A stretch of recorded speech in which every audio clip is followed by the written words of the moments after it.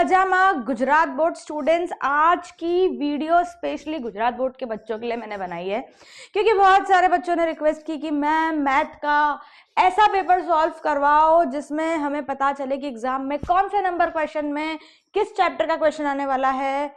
और बहुत सारे बच्चों में से मैं आपको बता दूं वो 3-4 ही बच्चे थे मेरी क्लास के जिन्होंने मुझे रिक्वेस्ट की थी। बट यस आई नो कि पूरे गुजरात बोर्ड के पूरे गुजरात में जो बच्चे हैं वो वेट कर रहे होंगे एक ऐसी वीडियो का जहां उन्हें ये पता चल जाए कि एग्जाम पेपर कैसा आने वाला है। बोर्ड्स का टेंशन एकदम सब बच्चों के सर पे है, बट आज आपको उससे रिलीफ मिल जाएगा।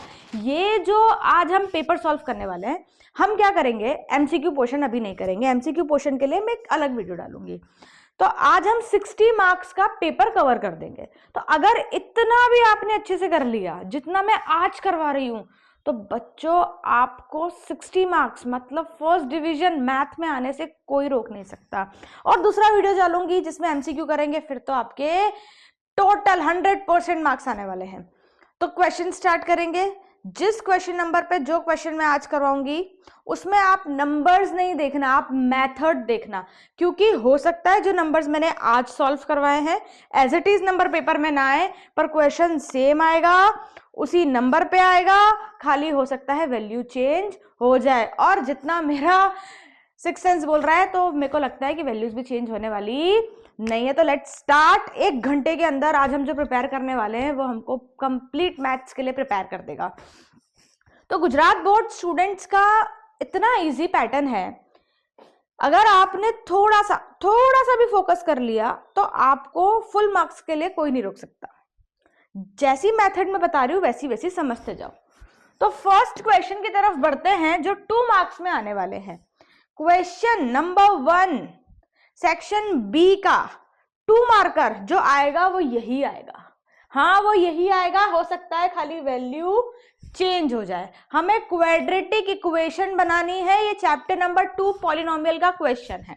हमें क्वाड्रेटिक इक्वेशन बनानी है जिसमें सम और प्रोडक्ट उसके जीरोस के ये दिए। अब बच्चे क्या करते हैं ना, वैल्यू देख लेते हैं, ये सम और प्रोडक्ट को देखते ही नहीं हो। अरे सम और प्रोडक्ट दिए तो याद करो चैप्टर नंबर 2 में क्वाड्रेटिक इक्वेशन ऐसी होती थी, ax square bx plus c is equal to 0। फिर इसके 2 रूट्स निकलते थे अल्फा और बीटा, फिर हम अल्फा प्लस बीटा और अल्फा इंटू बीटा करते थे। वो ये दिया हुआ है, क्या दिया है, alpha plus beta and alpha into beta दिया हुआ है। तो गिवन क्या है, हमको गिवन है alpha plus beta is equals to 1/4 and alpha beta is equals to -1। देखो यहाँ बोला है sum and product are 1/4 and -1 respectively. जब भी ये वर्ड रिस्पेक्टिवली लगता है ना, इसका मतलब होता है यहाँ जो पहले बोला और यहाँ जो पहले दिया है वो इक्वल है, यहाँ जो बाद में आया और यहाँ जो बाद में है वो भी इक्वल है। तो अल्फा प्लस बीटा और अल्फा बीटा की वैल्यू आपको दी है। अब ना एक इक्वेशन लिखवाऊंगी, क्वाड्रेटिक इक्वेशन जो रट लो, घोट लो और पी लो। कैसे, देखो एक इक्वेशन मैं बोलती हूं, kx square minus k alpha plus beta x plus alpha beta is equals to 0। हाँ दिमाग में अल्फा बीटा घूमने दो, कोई बात नहीं, अल्फा बीटा चलेगा बेटा पर 0 नंबर नहीं चलेगा। ये इक्वेशन याद कर लो, इसको 10 बार लिख के याद कर लो, क्योंकि ये वैल्यू आपको दी है। देखो अल्फा प्लस बीटा ये रही, देखो अल्फा बीटा भी आपको दिया है, खाली हमको इसमें पुट करना है, 2 नंबर मिल जाएंगे। चलो तो के एक्स स्क्वायर माइनस के, अच्छा ये के क्या है, के ये है कि एक इधर भी आएगा के ये है कि कई बार क्या होता है ना, इक्वेशंस हम सिंपलेस्ट फॉर्म में लाके सॉल्व करते हैं। देखो कई सारे बच्चे बहुत ध्यान से समझो, कोई इक्वेशन है मेरे पास, हो सकता है उसमें सारी टर्म्स 2 की मल्टीपल हो, सारी टर्म्स 3 की मल्टीपल हो, सारी टर्म्स 4 की मल्टीपल हो, ऐसा हो सकता है। तो कई बार वो कॉमन निकाल दिया जाता है जो हमें पता नहीं चलता, इसलिए ये वो के है जो हमें पता नहीं है। वो हो भी सकता है नहीं भी हो सकता है, पर ये के कभी 0 नहीं होगा, 1 हो सकता है लेकिन 0 नहीं हो सकता। के कैन नॉट बी 0। तो सबसे पहले ये इक्वेशन लिखोगे, फिर के एक्स स्क्वायर लिखोगे, याद रखना बीच में माइनस है फिर प्लस है। अल्फा प्लस बीटा की वैल्यू कितनी है 1/4, रख दो 1/4, ये एक्स को भी दे दो, प्लस अल्फा बीटा की वैल्यू कितनी है -1 और ये के दे दो इज इक्वल्स टू में 0 चला दो। कितना इजी है देखो। अब देखो एलसीएम लेना है, अब एलसीएम वो 5 6 वाला तो आएगा नहीं, थोड़ा अलग आएगा है ना। देखो इसके नीचे कुछ नहीं है मतलब क्या है 1, इसके नीचे कुछ नहीं है मतलब क्या है 1, तो 1 4 1 का एलसीएम 4 आएगा, आपको पता है 1 के टेबल में 4 जा तो इंटू क्या करूं ऊपर 4 करो तो 4k एक्स स्क्वायर माइनस 4 के टेबल में 4 1 जा तो ऊपर 1 का मल्टीप्लाई तो k x, क्योंकि देखो k इंटू 1 तो k ही हो गया।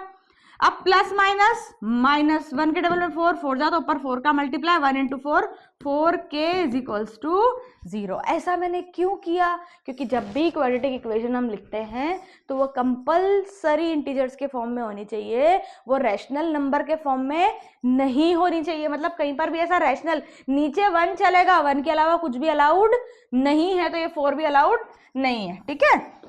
तो ये जो नीचे 4 है यहाँ डिवाइड में, वहां कैसा जाएगा मल्टीप्लाई में जाएगा, और मल्टीप्लाई हो जाएगा तो क्या हो जाएगा पूरा का पूरा 0 हो जाएगा। तो देखो डिनोमिनेटर से हमने सब हटा दिया। अब ये कुछ इक्वेशन मिली मेरे को, देखो यहाँ पे ये के कॉमन निकाल लो, अंदर क्या बचेगा 4x square minus x minus 4 is equals to 0। ये इक्वेशन मिली मेरे को, बस 2 नंबर भी मिल गए, इक्वेशन तो मिल गई 2 नंबर भी मिल गए। देखो हो गया सॉल्व, कितना इजी है। अल्फा प्लस बीटा दिया होगा, अल्फा बीटा दिया होगा, खाली ये इक्वेशन 10 बार लिख के याद कर लो, 3 स्टेप में आंसर आने वाला है, कुछ भी नहीं है। डिनोमिनेटर से हटा देना, डिनोमिनेटर से उसको हटा देना, डिनोमिनेटर में छोड़ के नहीं आना, एलसीएम ले लेना और सॉल्व कर देना। चलो नेक्स्ट क्वेश्चन देखे क्या है बोलता है। Next question, find the zeros of quadratic polynomial that is x square plus 2x minus 8। चलो इसके जीरोस निकालने हैं। अब जीरोस निकालने के ना बहुत सारे तरीके हैं, आपने चैप्टर नंबर 4 में पढ़ा होगा जिसमें आपने फॉर्मूला लगाया था -b plus minus root of b square minus 4ac upon 2a। तो इससे भी निकाल सकते हो, चाहो तो मिडिल टर्म स्प्लिटिंग से भी निकाल सकते हो, जो आपको याद आए आप निकाल सकते हो। देखो जिन बच्चों को ना फॉर्मूला याद नहीं है, फॉर्मूला की प्रॉब्लम है, वो मेरे को है ना कमेंट बॉक्स में लिखो, मैं आपको फॉर्मूला शीट कर दूंगी सेंड। चलो तो ये है x square plus 2x minus 8 equals to में 0 होता है हमेशा। इसके जीरोस निकालने हैं, इसके जीरो निकालने हैं मतलब हमको अल्फा और बीटा की वैल्यू निकालनी है। किसकी वैल्यू निकालनी है? अल्फा और बीटा की वैल्यू निकालनी है। अच्छा इन्होंने ये नहीं बोला आगे कि उसको वेरीफाई करो कि जो आपने निकाली अल्फा बीटा वो सही है, वो सीबीएसई वालों को ज्यादा आता है, आपको नहीं आता, तो हमें खाली इसके जीरोज ही निकालने करना क्या है। चलो अब देखो सबसे पहले इसको स्टैंडर्ड इक्वेशन से कंपेयर करते हैं। तो स्टैंडर्ड इक्वेशन क्या है? A x square plus b x plus c is equals to 0। यहाँ पे a की वैल्यू क्या है बच्चों? देखो इसके पास भी एक्स स्क्वायर, इसके पास भी एक्स स्क्वायर, लेकिन इसके आगे a था, इसके आगे कुछ नहीं है, मतलब क्या है 1 है, तो a की वैल्यू कितनी है 1 है। बच्चे गलती से क्या करते हैं एक्स स्क्वायर लिख देते हैं, नहीं, वेरिएबल वैल्यू में नहीं लिखनी है। a b c यहाँ पे कांस्टेंट है, x y z t u जो भी आए वो वेरिएबल है, ठीक है। अब देखो ये रहा x, ये रहा x, ये प्लस, तो b की जगह क्या है 2 है, तो b की वैल्यू क्या है आपके पास 2 है। अब देखो ये प्लस है लेकिन ये माइनस है, तो c की वैल्यू क्या हो जाएगी आपके पास -8। तो मैं आपको सिखा रही हूँ मिडिल टर्म स्प्लिटिंग कैसे करनी है। सबसे पहले a और c को कर दो मल्टीप्लाई, क्या कर दो a और c को कर दो मल्टीप्लाई, तो 1 इंटू -8 कितना हो जाएगा -8। अब ये साइन को थोड़ी देर के लिए साइड में चले जाओ भैया, थोड़ा साइड होना, चलो साइड हो जाओ भैया, थोड़ा साइड हो जाओ। चलो ये माइनस हमने साइड में कर दिया, भूलना नहीं है इसको। अब 8 का ले लो prime factorisation, 2 4 2 2 2 1। Middle term splitting नाम में ही छुपा हुआ है कि जो मिड वाली टर्म है उसको स्प्लिट करो, 2 भागों में बांट दो, तो ये 2 पार्ट्स में बट जाएगी। तो ये 2x को मेरे को ऐसे 2 पार्ट्स में बांटना है कि उसको प्लस या माइनस करने पे वापस 2x ही आना चाहिए, क्योंकि हम वैल्यू थोड़ी चेंज कर सकते हैं, लेकिन उसको मल्टीप्लाई करने पर a इंटू सी आ जाना चाहिए। देखो मेरे पास ये पेयर बना 2 2 2, इसको मैं 4 इंटू 2 भी लिख सकती हूँ। देखो 4 प्लस 2 कितना होता है 6, लेकिन 4 - 2 कितना होता है 2 होता है, मतलब मिल गया। और 4 × 2 कितना होता है 8 होता है। तो मेरे को वैल्यू मिल गई कि मेरे को इसको किस में तोड़ना है। तो मैं इसको तोड़ूंगी कैसे भाई, x² + 2x - 8 = 0। तो ये हो गया x² + 4x - 2x। कैसे तोड़ा मैंने इसको, 4 और 2 में तोड़ा। क्यों, क्योंकि मेरे को 4 × 2 वापस 8 भी तो मिल जाएगा। तो इसको जिसमें तोड़ूंगी उसको इसमें भी तोड़ना पड़ेगा, मतलब C वाली टर्म को भी तोड़ के लिखना पड़ेगा आपको। याद रखना इधर 4 2 तो इधर भी 4 2 ही आएगा। देखो अब दो के पेयर बना दो, ये 1 2, ये 1 2। देखो ये है x² + 4 × x - 2 × x - 4 × 2। अब दो के जो पेयर बने, इसमें देखो यहाँ पे 2x है, यहाँ पे 1x है, तो 1x कॉमन। अरे इसमें 2x में से 1x निकल गया तो कितना बचेगा 1x प्लस यहाँ क्या बचा 4। अब देखो यहाँ पे जो ब्रैकेट यहाँ बनता है ना वही ब्रैकेट यहाँ भी बनता है, तो एज इट इज इसको बना दो। जो ब्रैकेट यहाँ बनता है वही ब्रैकेट यहाँ पर भी बनता है। देखो ये 2 इधर भी है, 2 इधर भी है, निकाल दो। ये माइनस माइनस निकाल दो, तो x + 4 एक ब्रैकेट हो गया और x जो बचा वो दूसरा ब्रैकेट हो गया। इतना समझ में आया? इसको रब करते हैं चलो। तो दो ब्रैकेट जो मेरे को मिले वो क्या मिले, इसके इक्वल टू में 0 चल रहा है हमेशा, है ना। तो x + 4 और x - 2 = 0। एक बार इसको 0 रखो और एक बार इसको 0 रखो। देखो इन दोनों का मल्टीप्लीकेशन 0 आ रहा है, मतलब दोनों में से कोई एक तो 0 है ही है। तो वो ट्राई करके देखते हैं कौन है। तो यहाँ तो देखो यहाँ से x क्या हो जाएगा 0 - 4, तो x की वैल्यू कितनी आ गई -4। यहाँ से x = 0 + 2, तो x कितना आ गया +2। तो ये अल्फा हो गया, ये बीटा हो गया। बस यही है अल्फा बीटा, थोड़े नाम चेंज कर दिए, अल्फा बीटा है ना। 3 होते तो गामा आता है, जो गुजरात बोर्ड में नहीं आता। तो ये क्वेश्चन भी डन हो गया आपका। अभी नेक्स्ट क्वेश्चन करें हम, जिसमें हमें फैक्टराइजेशन मेथड से हो सकता है वो आ जाए। तो question number 3, find the roots of quadratic equation by factorisation method. देखो कंफ्यूज कर दिया ना, इसके पहले जो हमने करा मिडिल टर्म स्प्लिटिंग वो भी फैक्टराइजेशन मेथड ही है। मतलब दोनों क्वेश्चन एकदम सेम आने वाले हैं क्या मैम? हाँ जी आने वाले हैं, लेकिन यहाँ पे ये क्वेश्चन घुमा सकते हैं। कई बार बोलते हैं फैक्टराइजेशन से करो, कई बार बोलते हैं क्वाड्रेटिक फॉर्मूला लगा के करो। तो मैं आपको दोनों से ही कराने वाली हूँ। क्वाड्रेटिक फॉर्मूला से भी कर लेते हैं, फैक्टराइजेशन से भी कर लेते हैं। तो क्वाड्रेटिक पहले फैक्टराइजेशन तो कितना इजी है भाई। देखो x² - 3x - 10 = 0। इसको किससे कंपेयर करूँ, a² bx + c = 0। यहाँ पर a कितना है 1 है, b कितना है -3 है, c कितना है -10 है। होप इतना समझ में आता है। a × c करा तो कितना हो जाएगा 1 × -10 हो जाएगा। 10 का ले लो क्या LCM, 2 से गया 5, 5 से गया 1। अब देखो 5 × 2 10 आता है और 5 - 3 कितना आता है 2 आता। अरे 5 - 2, 5 × 2 10 आता है, 5 - 2 3 आता है। मिल गया पेयर। हमको किसमें स्प्लिट करना है, देखो अब ये a, अब इधर लिखेंगे हम x² - 3x - 10 = 0। ये लगा हमने x² - 3x है, मतलब बड़ा वाला माइनस होना चाहिए, छोटा वाला प्लस होना चाहिए। तो -5x + 2x - 10 = 0। 10 को भी मैंने कहा था किस में लिख देना 5 × 2 में लिख देना, जो आप तोड़ो। देखो क्या किया मैंने, मेरे को -3 चाहिए, 3 नहीं चाहिए। तो डिपेंड करता है कि b की वैल्यू हमको क्या चाहिए, नेगेटिव चाहिए तो बड़े वाले को नेगेटिव कर दो, छोटे वाले को पॉजिटिव कर दो। ठीक है चल, अब ये दोनों का पेयर और ये दोनों का पेयर, इन दोनों में x कॉमन है, यहाँ क्या बचेगा x - 5। इन दोनों में क्या कॉमन है बच्चों 2 कॉमन है, क्या बचेगा x - 5। पहले भी बताया था ये ब्रैकेट दोनों सेम बनने चाहिए, बन गए सेम। दोनों को कॉमन ले लो x - 5, तो इसके पास बचा था x, इसके पास बचा +2। तो एक बार x - 5 0 हो सकता है तो x की वैल्यू +5 आ जाएगी, है ना। और एक बार x + 2 0 हो सकता है तो x की वैल्यू कितनी आ जाएगी -2 आ जाएगी, है ना। चलो अब हम करते हैं इसको क्वाड्रेटिक फॉर्मूला से। a की वैल्यू, b की वैल्यू, c की वैल्यू हमारे पास है -b +। अगर क्वेश्चन फैक्टराइजेशन है बच्चों तो यही करना है। अगर क्वेश्चन फैक्टराइजेशन है तो यही करना है, लेकिन अगर क्वेश्चन में आ जाए कि solve it by quadratic formula, तब क्या करना है मैं ये बता रही हूँ। Minus b plus minus b square minus 4ac upon 2a। सबसे पहले बी स्क्वायर माइनस 4ac को सॉल्व करते हैं, क्योंकि इसको बोलते हैं डिस्क्रिमिनेंट, आप सबने पढ़ा होगा। बी स्क्वायर मतलब -3 का स्क्वायर -4 इंटू ए कितना है 1 और 10 सी कितना है -10, तो 9 माइनस माइनस प्लस 40 कितना आया 49 आया है ना। तो minus b plus minus root के अंदर आ गया 49 और नीचे है 2a माइनस बी की वैल्यू कितनी थी -3, तो इधर आ गया -3 प्लस माइनस 49 का रूट होता है 7, 2a मतलब 2, ठीक है। तो ये हो गया 3 प्लस माइनस 7 अपॉन 2।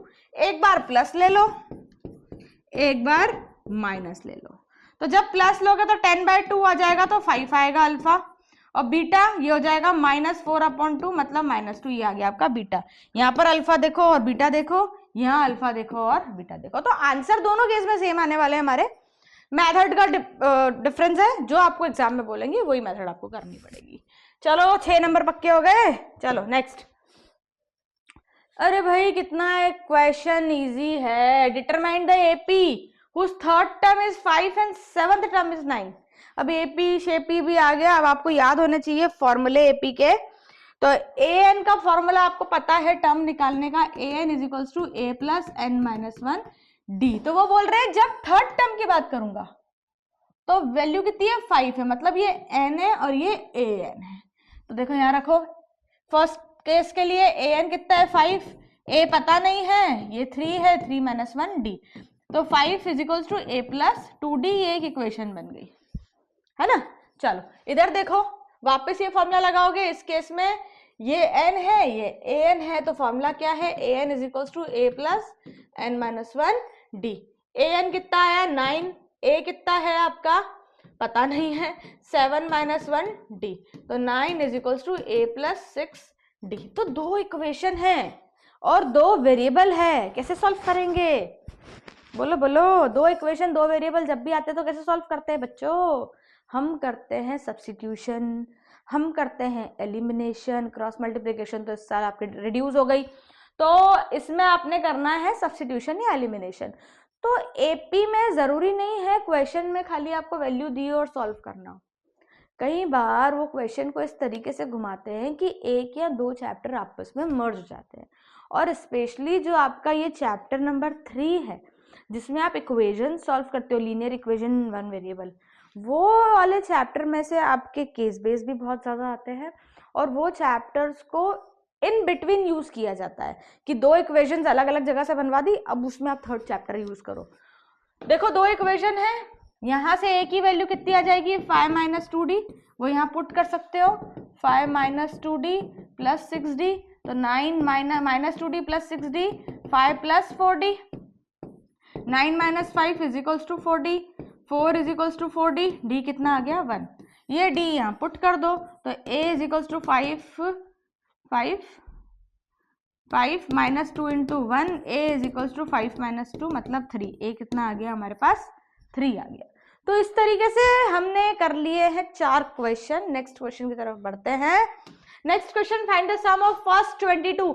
हमेशा सेक्शन बी का क्वेश्चन नंबर 4 और क्वेश्चन नंबर 5 यही आते हैं, क्वेश्चन 4 और क्वेश्चन 5 यही आते हैं, या तो ए एन या तो एन निकालने को आएगा, डी निकालने को आएगा, और 5th क्वेश्चन में आपको मतलब क्वेश्चन नंबर 28 होगा वहां पे, वो आपको हमेशा यही आएगा कि सम निकालो। क्या निकालो, सम निकालने को ही आएगा।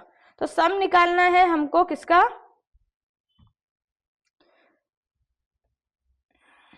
क्या इक्वेशन दिया है 8 3 माइनस 2 चलता जा रहा है। देखो a हो गया आपका 8, d कैसे निकालते हैं, सेकेंड टर्म में से फर्स्ट टर्म को माइनस कर दो, -5d आ गया। सम का फॉर्मूला क्या है, sum of n term n upon 2, फिर क्या है 2a plus n minus 1d, ये हमारा फॉर्मूला है, राइट। चलो तो Sn कितने टर्म्स का निकालना है 22, तो 22 अपॉन 2 इंटू a कितना है 8 है, प्लस n कितना होगा, n 22 है, 22 माइनस 1 d कितना आया -5 हो गया, ये हो गया 11, ये हो गया 16, ये हो गया माइनस प्लस माइनस 22 में से 1 गया तो 21 हो गया, 21 इंटू 5 हो गया तो 105 हो गया। ये हो गया 11 इंटू आपका 16 माइनस 105 करोगे तो माइनस 89 आएगा। और जब 89 और 11 को मल्टीप्लाई करोगे तो कितना आएगा बच्चों? 979। तो S22 आया आपका माइनस 979। तो अब इसमें थोड़ा चेंजेस बोर्ड में आ सकता है। कैसा कि ये सीरीज की जगह दूसरी सीरीज देख दे, 22 की जगह बोल दे 30 टर्म निकालो। तो आपने ना फॉर्मूला और मेथड समझना है। वापस बोल रही हूँ, जिन बच्चों के पास फॉर्मूलाज नहीं है, कंफ्यूजन है, मुझे कमेंट करो, आपको फॉर्मूला शीट हम पर्सनली भेजेंगे। चलो नेक्स्ट है आपका find the distance between 2 points every year.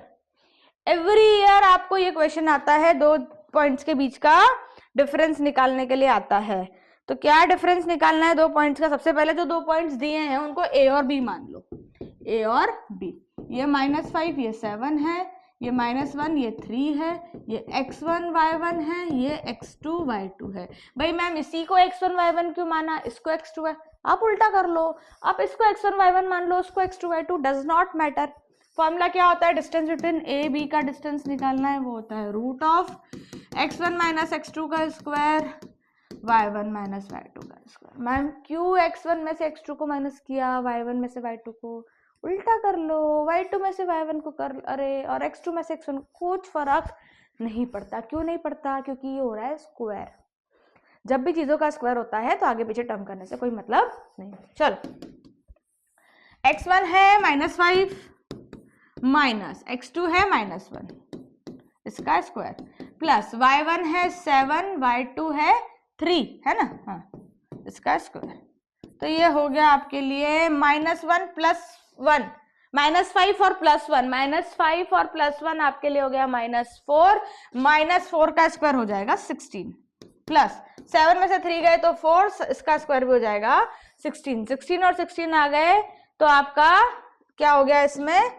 √32। इसको सॉल्व करोगे तो कितना आ जाएगा? 4√2। अब यहाँ पर लिखोगे क्या? यहाँ हमेशा लिख के आओगे यूनिट्स।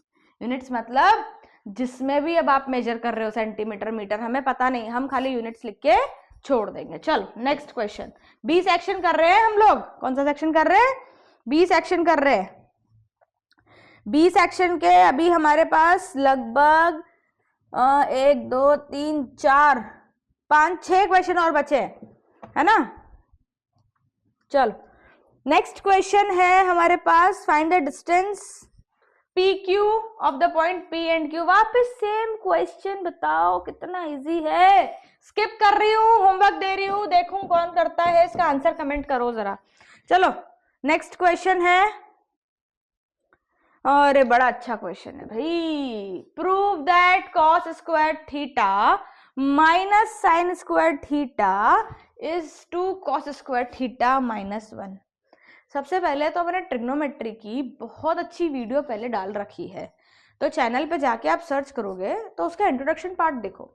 इंट्रोडक्शन पार्ट में मैंने सारे फॉर्मूलाज बहुत अच्छे से आपको लर्न कराने की कोशिश की है, जिसमें सबसे पहली आइडेंटिटी मैंने तब बताई है कि sine square plus cos square होता है 1। अब हमें ध्यान देना है कि हमें प्रूफ क्या करना है। मेरे को प्रूफ में कहीं पर भी साइन है क्या? नहीं।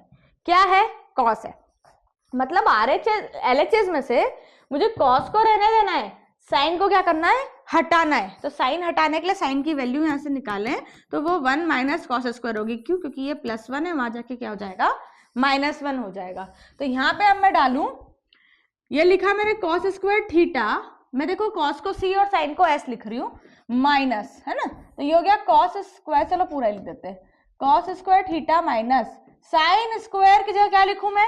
1 माइनस cos स्क्वायर थीटा।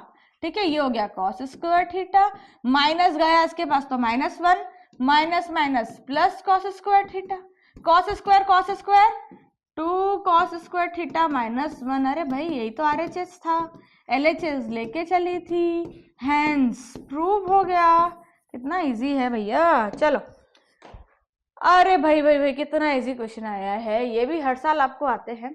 किसी एक रेशियो की वैल्यू आपको दी होगी, बाकी रेशोज आपको निकालने होंगे। मैं वही बार बार बोल रही हूँ, जरूरी नहीं है यही वैल्यूज आपको आ जाए एग्जाम में, वैल्यू चेंज होगी। क्वेश्चन ऐसा ही होगा, जो इस क्वेश्चन में हम यहाँ सॉल्व कर रहे हैं एग्जाम में यही पूछा होगा। तो अगर साइन की वैल्यू 3/4 है तो कैलकुलेट करो कॉस और टेन। तो आपको पता है पंडित बद्रीनाथ प्रसाद हर हर भोले, ये साइन है, ये कॉस, ये टेन, ये कॉस एक्स सेक कॉट है ना। तो साइन हमारा p अपॉन एच होता है, तो साइन a दिया है आपको 3/4 जो है p अपॉन एच। तो सबसे पहले हमें पता है hypotenuse square is equals to p square plus b square. Hypotenuse कितना है आपका 4 का स्क्वायर, p कितना है 3 स्क्वायर, b हमको निकालना है। तो 16 9 b square, 16 minus 9 b square, 16 minus 9 कितना आएगा, 16 में से 9 गया तो कितना आएगा बच्चों 7 आएगा। कितना आएगा 7 b स्क्वायर। तो b कितना आ गया आपके पास √7 आ गया।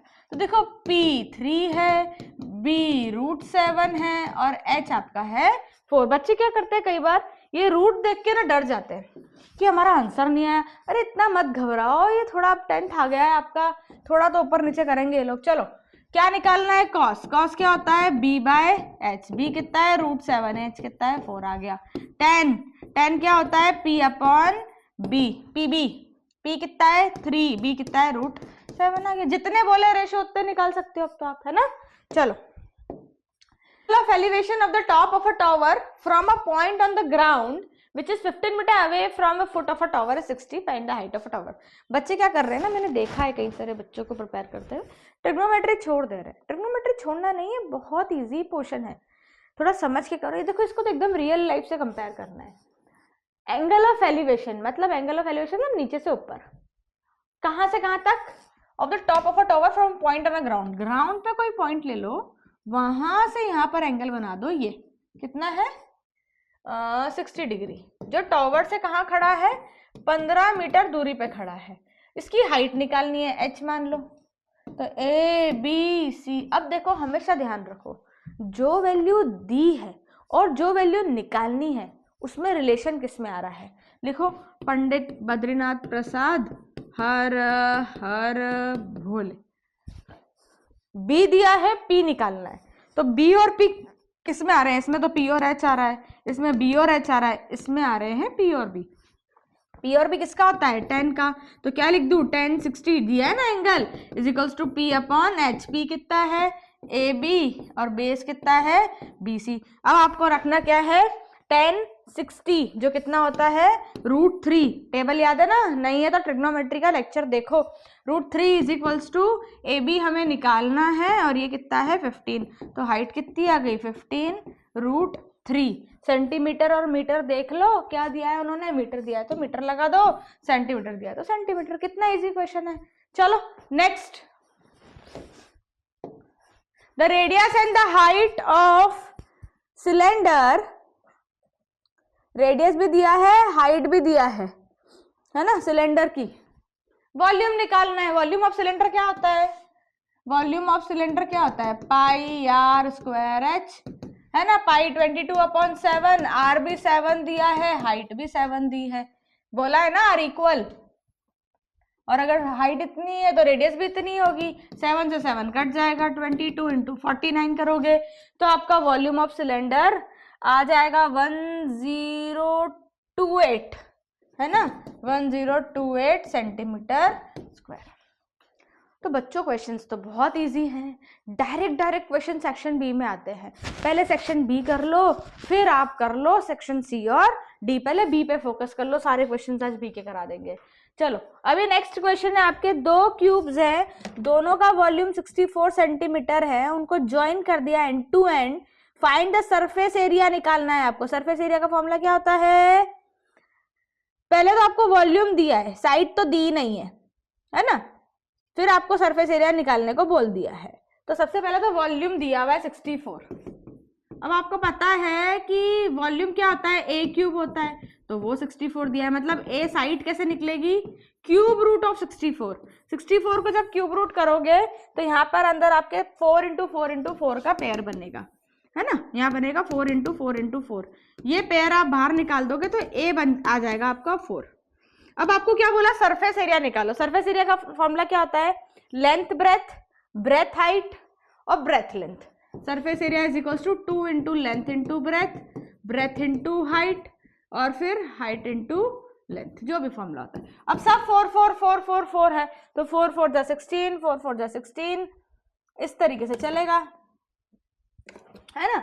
लेकिन अब जब हम दो क्यूब्स को जोड़ रहे हैं ना, देखो यहाँ पे ध्यान से, तो ये ऐसे जोड़ रहा है तो लेंथ इसकी इतनी बड़ी नहीं हो गई, 4 और 4 8 नहीं हो गई, तो लेंथ इस केस में डबल हो जाएगी, 8 हो जाएगी। क्यों, क्योंकि हम क्या कर रहे हैं, दो क्यूब्स को ज्वाइन कर रहे हैं। दो क्यूब्स को किस तरीके से ज्वाइन किया गया है बच्चों, इस तरीके से ज्वाइन किया गया है कि वो इधर से जुड़ जाए। जब इधर से जुड़ जाएंगे तो लेंथ क्या हो जाएगी, इसकी डबल हो जाएगी। और जैसे ही लेंथ डबल हो गई तो आपको हाइट और ब्रेथ तो आपकी 4 ही 4 रहेगी, लेकिन आपकी लेंथ कितनी हो जाएगी, 8 हो जाएगी। लेंथ 8 हो जाएगी, आपकी ब्रेथ आपकी 4 रहेगी और हाइट भी आपकी कितनी रहेगी, 4 ही रहेगी। तो ये हो गया आपका 2 8 into 4 plus 4 into 4 plus 4 into 8, इस तरीके से आएगा, है ना। ये हो जाएगा 2 32 16 32, ऐसे ही होगा 2 32 32 64 प्लस 16, तो कितना हो जाएगा 2 6 7 8 80, मतलब 160 मीटर स्क्वायर या सेंटीमीटर स्क्वायर, क्योंकि हम क्या निकाल रहे हैं, सरफेस एरिया निकाल रहे हैं। एरिया में क्या होता है, हमेशा स्क्वायर आता है। चलो 12 क्वेश्चन हो गए हैं। 13th नंबर क्वेश्चन की तरफ आ रहे हैं हम, जो लास्ट क्वेश्चन है सेक्शन बी का। सेक्शन बी में 13 क्वेश्चन आते हैं। 13 के 13 क्वेश्चन एकदम पॉइंटेड होते हैं और बहुत इजी होते हैं स्क्वायर करने में, स्कोर करने में। 26 नंबर का पेपर आपका आज हो जाएगा यहाँ पे। चलो, अरे वाह भाई वाह, कितना इजी क्वेश्चन है। मीडियन निकालना है और पूरा डेटा दे दिया उन्होंने। तो अगर जिसको फॉर्मूला याद है, फॉर्मूला क्या है इसका, मीडियन का, lower frequency plus n/2 minus CF into H upon में क्या है, F है अपॉन में। अगर ये फॉर्मूला याद है तो और क्या चाहिए। मीडियन क्या दिया हुआ है, अब आपको देखो L दिया हुआ है आपको 2, यहाँ पे दिया आपको 239.5, N दिया है 50 तो 50 अपॉन 2, CF दिया है 13, F दिया है 12, हाइट दी है 20, कितना सीरीज में दिया हुआ है। अब बच्चे क्या करते हैं ना, इस पोर्शन को सॉल्व नहीं करते, एलसीएम ले। ये पोर्शन हमको पहले सॉल्व करना है। ये हो गया 239.5 plus 50 upon 2 25 minus 13 upon 12 into 20, अब हो गया 239.5 प्लस 25 में से 13 गए तो 12 अपॉन 12 इंटू 20, ये 1 हो गया। 239.5 में 20 प्लस कर दो, 259.5 आपका आंसर आ गया। तो सेक्शन बी मैंने आपको करवा दिया। और अच्छा स्कोर करना है सेक्शन डी और सेक्शन सी देखने के लिए, सेक्शन ए देखने के लिए चैनल को सब्सक्राइब करो गुजरात बोर्ड के बच्चों। जल्दी मैं बाकी सेक्शंस भी डालूंगी। Thank you so much.